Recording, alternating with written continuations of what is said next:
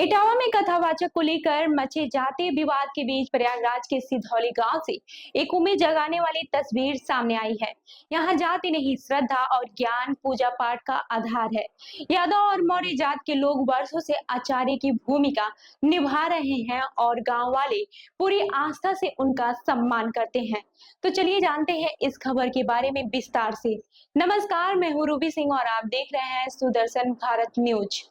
उत्तर प्रदेश के इटावा जिले में कथावाचक विवाद को लेकर सियासी घमासान मचा हुआ है, लेकिन इसी बीच प्रयागराज के सिधौली गांव की तस्वीर एक अलग ही मिसाल पेश कर रही है। यहाँ धार्मिक कर्मकांड और पूजा पाठ को लेकर जाति की दीवारें नहीं है।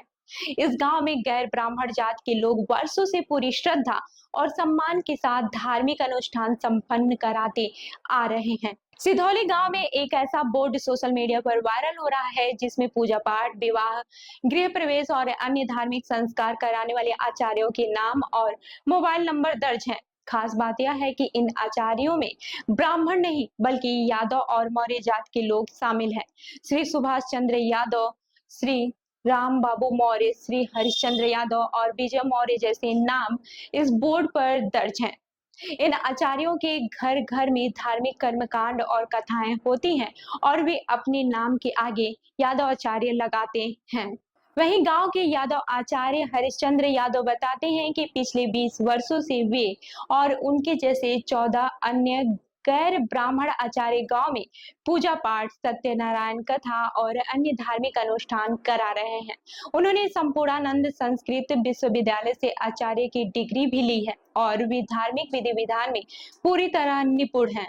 हालांकि वे भागवत कथा से दूरी बनाए रखते हैं। उनका कहना है कि भागवत कथा के लिए शास्त्रीय ज्ञान और विशेष योग्यता की आवश्यकता होती है, इसलिए वे यह कार्य नहीं करते, लेकिन अन्य सभी धार्मिक कार्य जैसे कि जन्म, मृत्यु, संस्कार, विवाह, गृह प्रवेश आदि पूरी निष्ठा और श्रद्धा के साथ कराते हैं। एक दिलचस्प बात यह भी है कि इनके यजमानों में कोई ब्राह्मण जात का व्यक्ति नहीं होता। ब्राह्मण स्वयं ही इन कर्म कांडों में दक्ष होते हैं, इसलिए वे अपनी पूजा पाठ खुद ही करते हैं।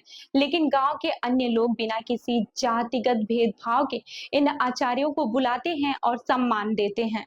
सिधौली गांव आज सामाजिक समरसता, धार्मिक समानता और भाईचारे की मिसाल बन गया है, जहां जाति नहीं बल्कि श्रद्धा और ज्ञान पूजा पाठ की असली पहचान है। तो इस खबर पर आपकी क्या राय है, हमें कमेंट करके जरूर बताएं और ऐसी ही अन्य खबरों के लिए देखते रहिए सुदर्शन भारत न्यूज। धन्यवाद।